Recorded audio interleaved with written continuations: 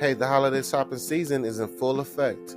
Come check out the Safe House Winter Wonderland holiday shopping experience, where we have artisan vendors from many different backgrounds that are selling amazing products. Come check us out. We're in Oswego, not too far from Chicago. 4025B, we're the back building, on Route 34, also known as Walter Payton Memorial Highway, Oswego, Illinois.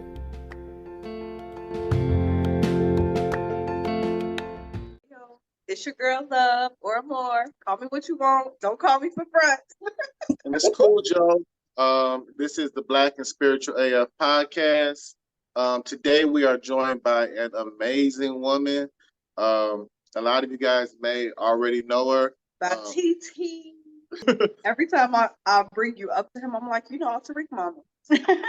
Like that's your place. That's your place in this world, which is a big one. So all respect to you and everything you went through. I'm so excited to finally be in your presence. Like Spirit has threw you in my face the entire year. Like, you need to do this. You need to talk to her. Y'all need to collab. And it's incredible. It's incredible to actually be here face to face, virtually, of course, with you. And you're such a beautiful person. You're such a beautiful spirit. And I really admire you. Let me hype you up real quick because I am one of your biggest fans. I really appreciate what you're doing for the world, for your community, and all of that incredible stuff. I thank you. For sure. I thank you. I'm a very humble person. Kind of shy. The people wouldn't think that, but I am. It's definitely been an interesting year. Trying to keep my composure. I miss my son. Yeah.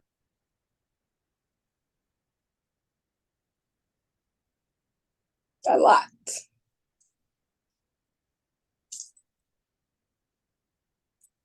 I miss my son a lot. And are you comfortable telling our listeners kind of that situation?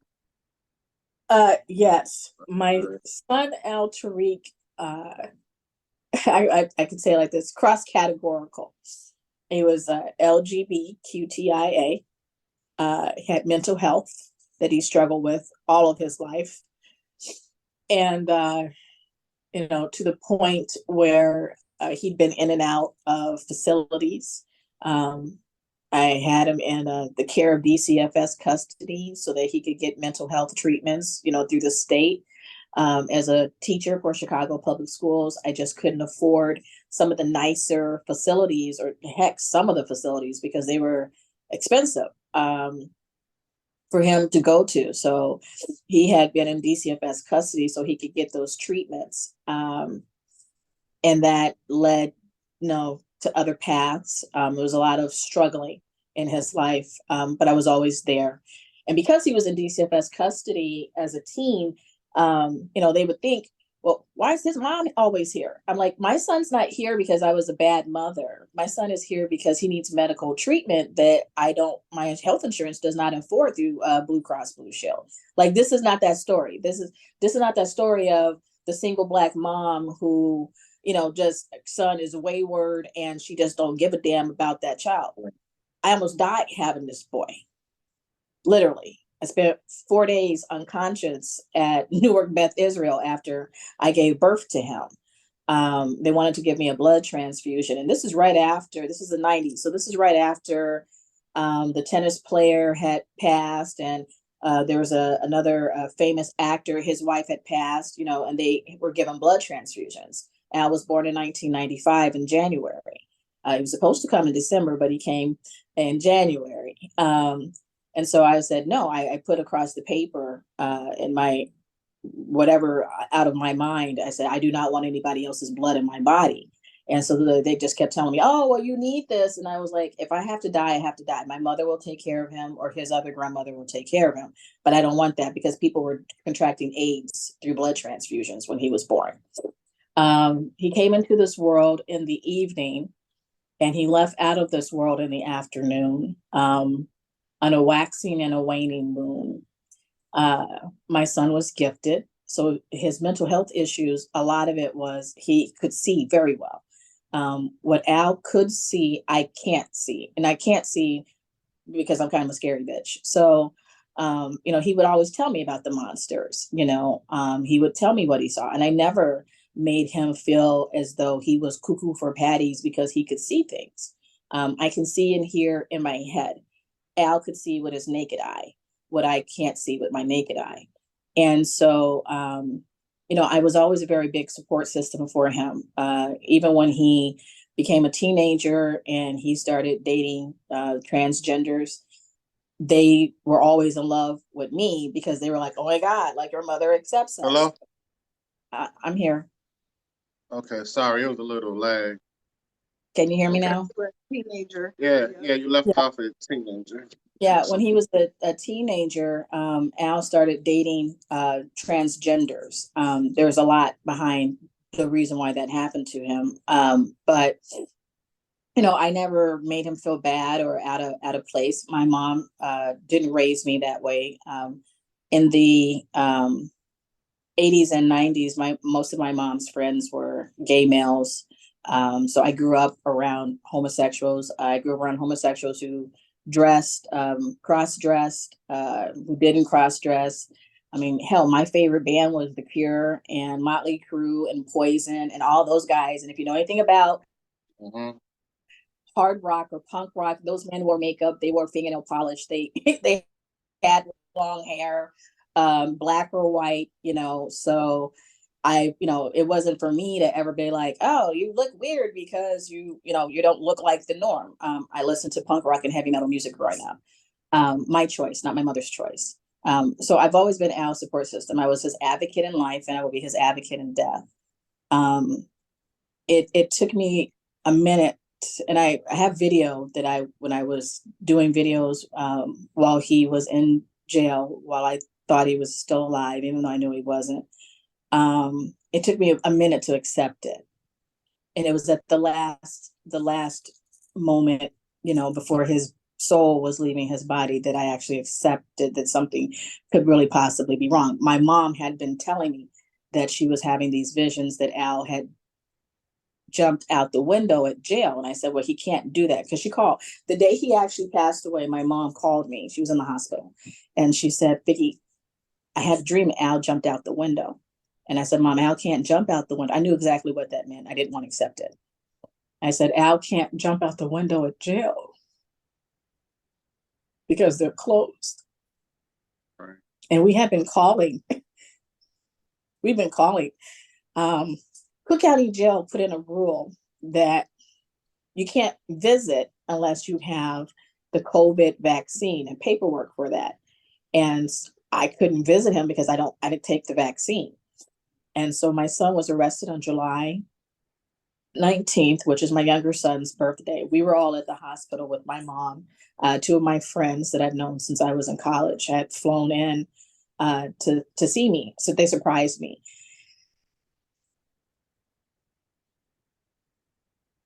Spirit is interesting. In June, around June 15th, right around Father's Day, I was standing in my kitchen. I was making some products. And Spirit said, we don't know which one, but we're here to prepare you. Said, it's your mother or your son? And I looked around the kitchen. I said, my mom or my son?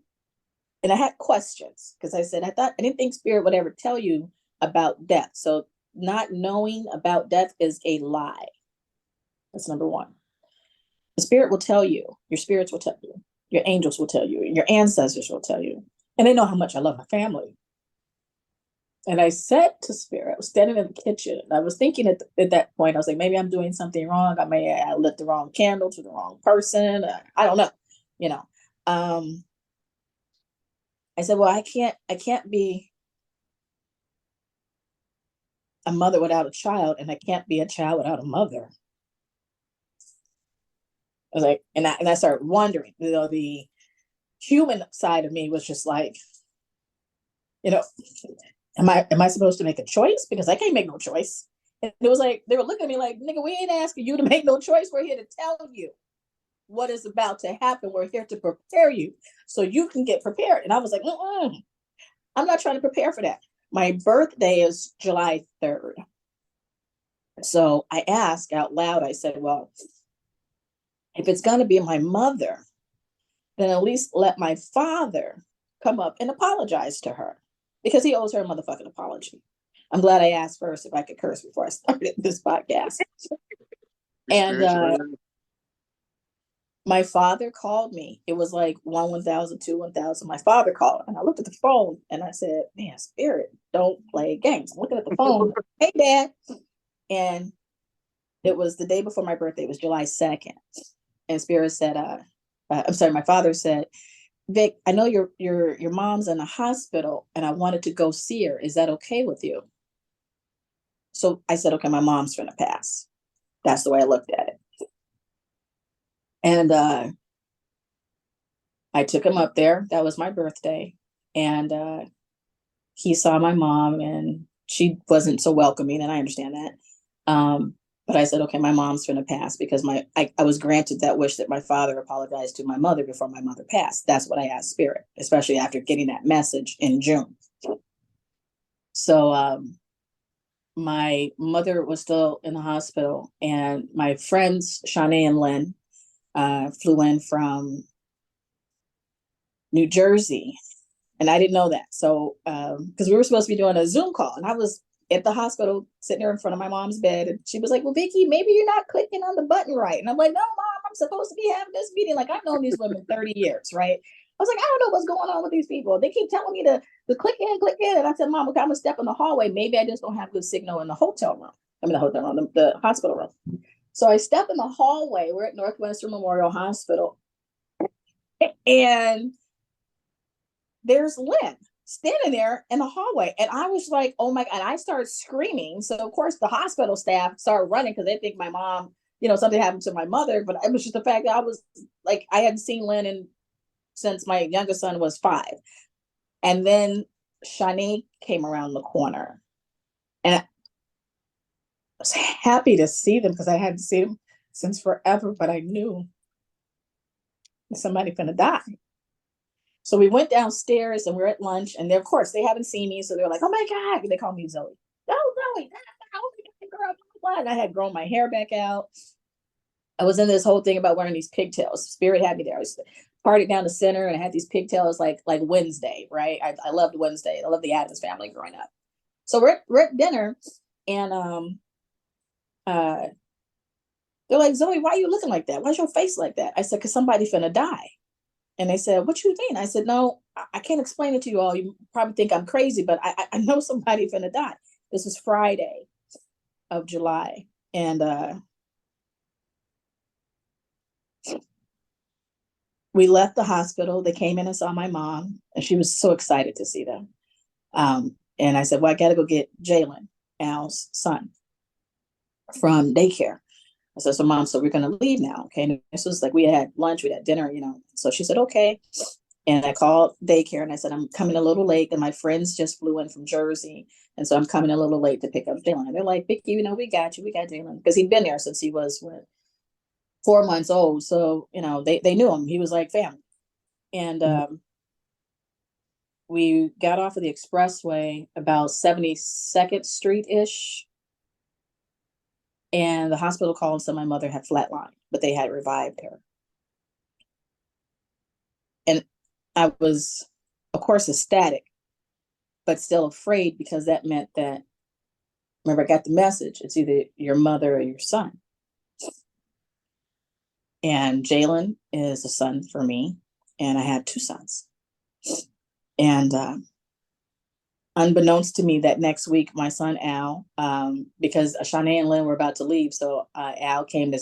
I was texting like, "You gotta come on, you gotta see them," because they were there. They helped me my first year. Well, his first year of life, it was Shanae and Lynn when I was still in college. So I was like, "You gotta see them. You gotta see them. They haven't seen you since you were a little kid." And Shanae especially hadn't seen him since I left Jersey. So the last time she saw Al, he was 3 years old, So of course she was waiting to see, they're waiting to see their baby. Right. And that was July 18th. He got arrested the next day. Failure to appear in court. Someone was, he got into a verbal altercation with somebody outside on the street, somebody named Brian Mullet. I can say that because that's Freedom of Information Act information that I was able to get, just basic information from the Chicago Police Department. They have been very not nice to me. And I'm not surprised. He got arrested for failure to appear in court on July 19th, and he was not brought to Cook County Jail until July 20th, which is not standard police procedure. I can say that because that's actual true factual information. He did call me the evening of the 19th, and he said, "Oh, by the way, if you see me with cuts and bruises on me, it's because I was in a fight. It's not the police." And that was my cue to know that the police either had beat on him or were about to beat on him. But when I saw that his picture was there at Cook County Jail, because I was looking at the website, and I told mom, that Al got arrested. And, she looked up as well, because, it takes them sometimes 24 hours to update their website. So we knew that he had at least made it to jail on the 20th. And he said, "Well, mom, come to court." And I said, "Okay."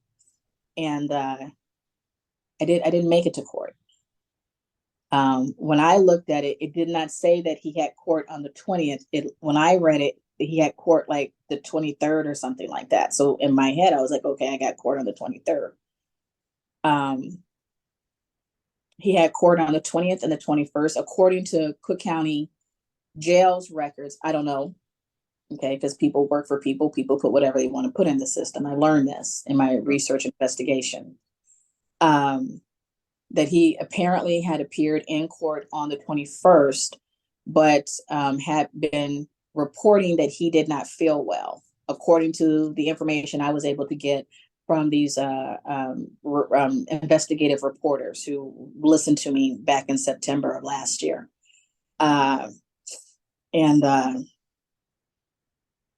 My son had some kind of medical emergency at some point on July 21st. Now, what time is up for debate? Based off of the records that I received from their investigative reporters who did FOIA acts for the Chicago Police Department, the Chicago Fire Department, still haven't been able to get any records from Mount Sinai. They keep denying me, even though I am his next of kin. Something happened to my son. What I was able to ascertain from Mount Sinai August 3rd, when I was told that my son died. Remind you, this happened to him on July 21st, and I was not notified until August 3rd by his father via Facebook. My son, according to the nurse at Mount Sinai on that unit, my son's body arrived there between 6 and 7 p.m. on July 21st in full rigor mortis. Because I asked her, I said, why is his body like this? Because he was like, how and I said, what in the hell, why is his body like this? And she said, well, it's been like that. And I was like, you couldn't straighten him out? And she said, no, because it came this way. So I said, well, and according to research, for your body to be in rigor mortis like that, you have to be gone for at least 5 to 8 hours. So, wow. I'm sorry. Yeah, that's heavy. I know me saying I'm sorry for your loss. I mean, doesn't do much.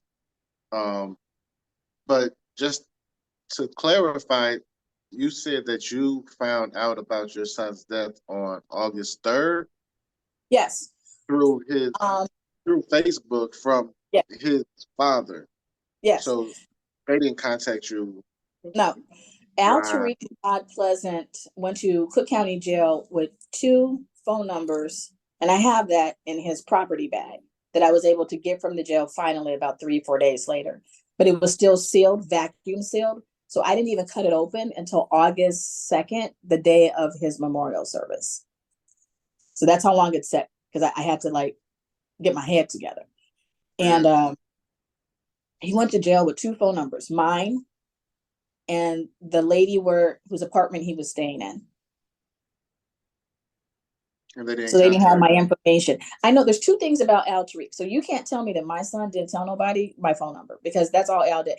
People in Robinson Correctional Facility still call my old number because my son would write my number anywhere. He would give it to anybody. Al never went more than 3 days without calling me. Yeah. Now, he would tell you things right off the top of his head. I have mental health issues. My mother's name is Vikki Willis. Her number is 312-420-9602. He knew I've had about 50 numbers. Al knew every number. Okay. Because everybody had to know how to be able to get in contact with me. He would tell you my address, everything, because, he'd be outside, so it was, and he was going in and out of lockup. So he always told everybody, he always advocated for himself. He would tell you he had asthma, I'm sorry. Let me backtrack. You're right. He would go back and say, I'm a father. My son's name is, my mother's name is, and then run down all of our information. So for them to say that they didn't have my information, it's just, it's a fallacy. And we know that. The detective investigator who was at the hospital, played nicety with me. And then later on, I found out that he was directly involved with the Laquan McDonald's murder. Explained to me that my son was arrested for a computer from Evanston. So the whole story I got was all lies. And I'm not surprised, because this is how they operate, my son's dad, his namesake, Alan Pleasant, reached out to me on Facebook, and I knew something was wrong. It's not that I didn't know before, because we've been calling, asking to talk to Al. I was always getting disconnected from the county jail. Nobody at the county jail bothered to tell my mother or I that my son was not in the hospice inside of county jail, because when you go into the hospital inside county jail, they'll also write that you're in the hospital, right? So we're thinking he's in the hospital inside the jail, not in the hospital outside of the jail. No one ever bothered to tell my mother or I. My mother called every day. I called every day, and they never bothered to say that. It wasn't even on the website. Wow. His public defender, nobody picked up the phone and said, hey, your son's heart stopped inside of Cook County Jail, and we moved his body, his lifeless, rigor mortis filled body, to Mount Sinai Hospital. Mount Sinai Hospital is a death trap. I'll say that. And that's located over there off of Roosevelt, Ogden in California. I can say that. Right there. It's right there. I will say that the treatments or whatever they look like they might have been giving my son, to me personally, just as an outsider, and a person who's, I don't know, my mother's a cardiac patient, so I've been in hospitals all of my life. Seemed very basic and just very basic care. And they told me, well, on August 2nd, we declared him dead on August 2nd because he no longer had any brain activity. And I said, well, can we continue to keep him hooked up? Because I have enough money to keep him hooked up, keep his body hooked up, and I can transfer him somewhere else. And then they were very rude and explained to me, well, once we declare somebody's dead, we don't even have to tell you anything. I was like, wow, that's deep. His spirit was still there. He was waiting for me to get to his body. I will say that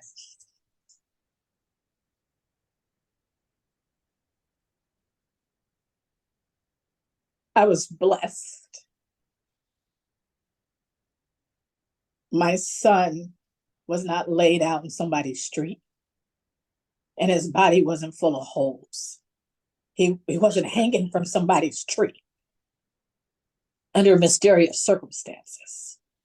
And I didn't have to go searching to look for his body, like there are mothers to this day that still don't know where the children are, and fathers as well, because I talked to them. So I was blessed that I know who hurt my son. I got proven.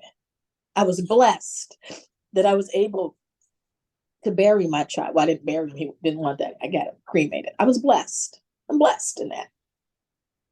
I'm blessed that I have a gift that I can talk to him. I cry because I can't hug him, but it's hard some days because I talk to Al all day. And that's also the hard part of being gifted, because you can see and talk to your loved ones, but you can't hold them, you can't kiss them. My son was tortured before he was taken to Cook County Jail. He had burns, and that's why he wanted me to see him. He had burns on him. They had beat on my child. He didn't deserve that. They tortured my baby before he left out of here. And then they want to disgrace and discredit him, even in death. In my research, I have learned that coroners, they all work for the state. That's where they get their checks from, right? They lie all the time on death certificates. Coroner came back and told me my son had X amount of drugs in their system. I said, how? How do you even get them inside of the jail? Oh, well, they get them through mail. Since then, Cook County Jail has been doing all these exposés, right? About how the inmates are getting their drugs on these letters. It is powdered in the letter or something. And I'm like, that's bullshit, because you have dogs. Two, my son was only there about 36 hours and ended up dead. So he didn't even get no fucking mail.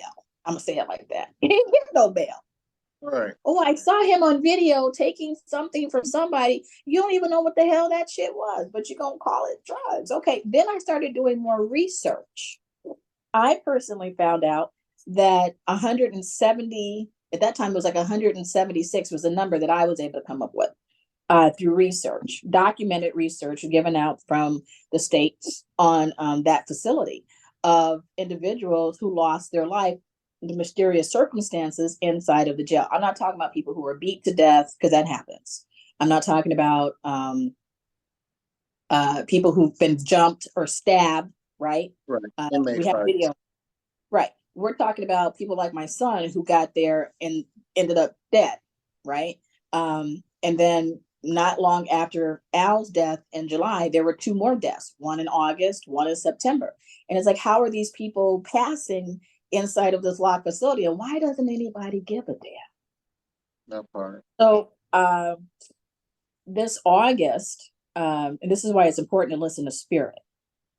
And I always have my intuition, discernment, and then wisdom, because wisdom tells you how to behave. Okay. So I went downtown. So I was standing downtown this summer. A spirit said, go out there, get these posters made. They made sure people bought enough stuff so I could get the posters made.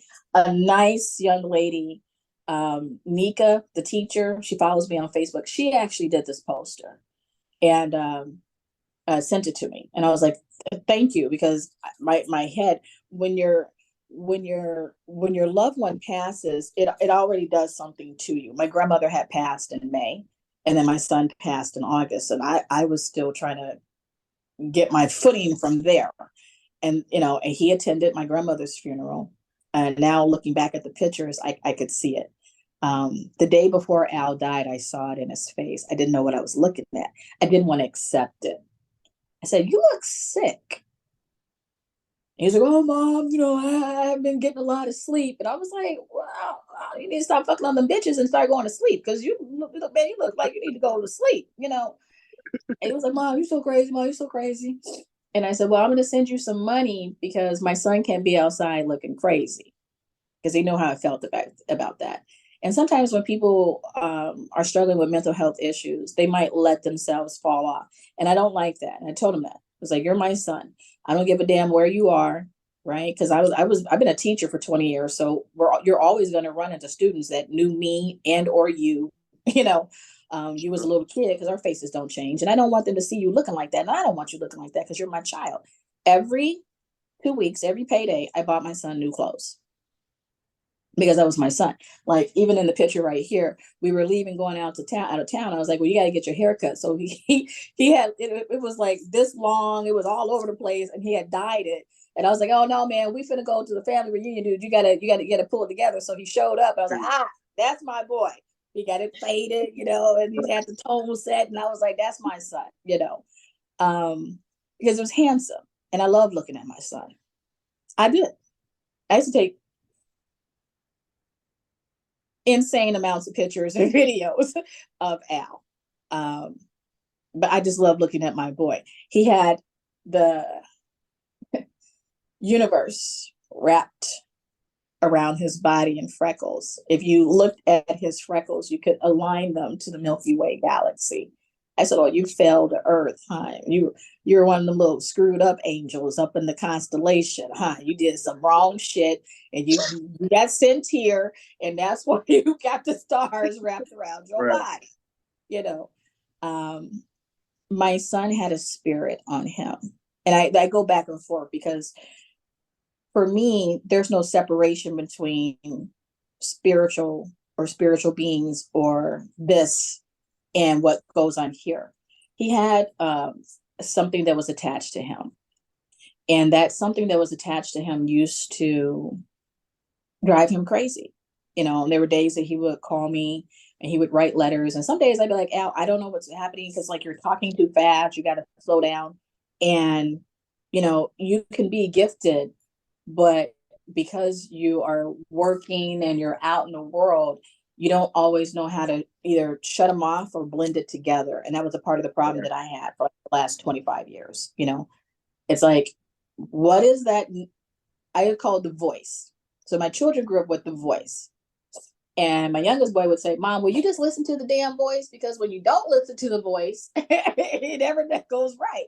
And that was something we were speaking about before, right? Before we started recording. You have to listen to spirit.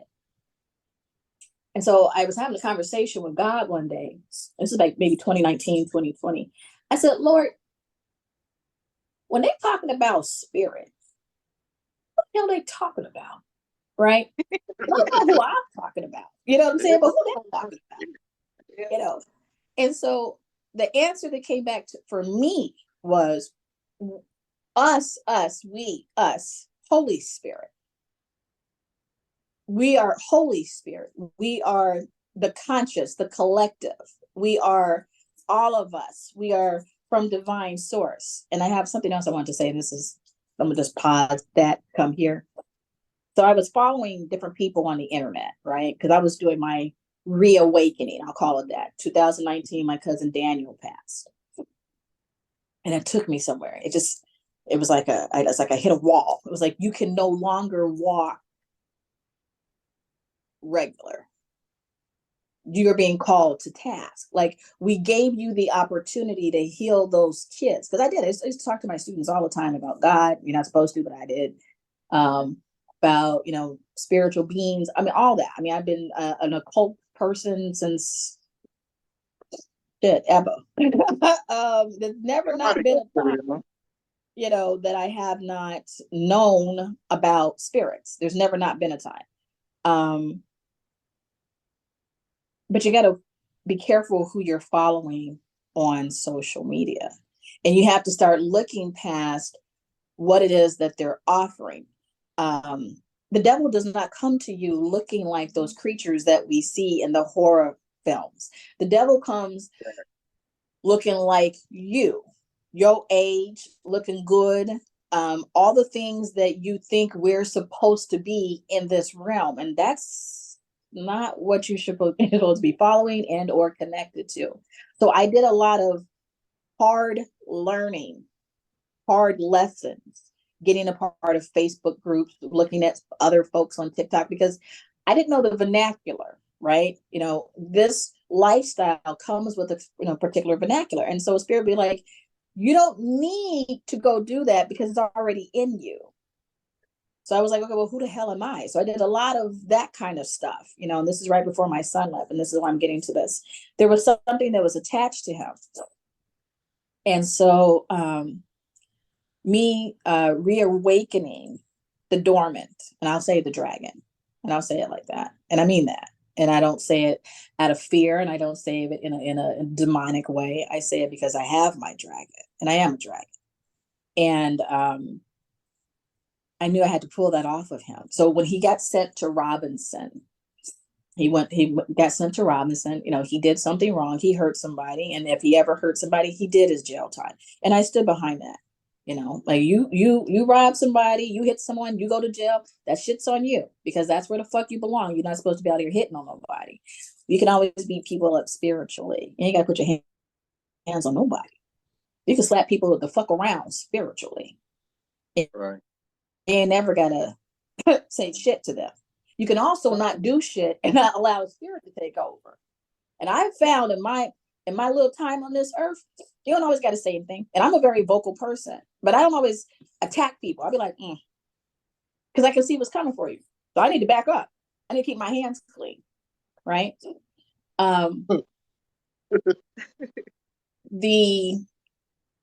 When Al went to Robinson, I learned how to throw my energy. I had mastered that until he went to Robinson, because I'm like, no, I got to protect my son. You know, I'm over here putting $150 on his books every other week, but I don't know what's going on over there. So, you know, and then COVID comes in, right? So I definitely got to protect my son because he's asthmatic. So we, instead of they were trying to give him 8 years. But this is what happens when you got a praying grandmother and you got a clairvoyant mama, and then you got me. And my family is Church of God in Christ, right? So speaking in tongues is not unfamiliar to us. Speaking of Holy Spirit is not unfamiliar to us. It's very comfortable, you know. Then that took me into really doing more deeper investigation behind oh, come on, his name just went out my head. The bishop that founded the Church of Christ. Bishop Mason. Mason. Bishop, yes, because my grandmother attended All Saints Industrial. Okay, I have the ring in my bedroom right now. Yeah, my grandmother was one of the. Y'all was going down by the trees, baby. Oh yes, oh yes. And Al was going to go down there. I was going to send him down to All Saints Industrial because it does boys and girls. I don't know if it's still in existence now, but when he was starting to be a teenager, I'll say it like that, I was about to send him down there. So we actually drove down there to make sure, you know, what the grounds look like and whatever before I was going to enroll him. I unfortunately I did not enroll him. In the back of my head, I was like, I can't have another Emmett Till. That's the truth. So that's the thing we got to think about. It's crazy. Anyway. Yeah, and we're gonna come back. I'm gonna cycle back around to the Emmett Till thing too. I was able to not only learn how to throw my magic, right, which opened me up in ways that I never thought possible. When he came home, he would meet me down at this place, Athenian's Candles, for Halstead and Jackson. And I learned how to pull energy, beings, whatever the hell that thing was that was talking to my son and making him crazy and making him want to be violent or making him not accept things, making him walk the opposite direction. That oppositional defiance is a spirit. ADHD is not even real, but since they've created it, it's become a real spirit, and you have to pull those things off of your children. But I learned how to do that before my son left. So there are people who will contact me and say, oh, I see him and he looks, you know, and I'm like, you're not talking to my son.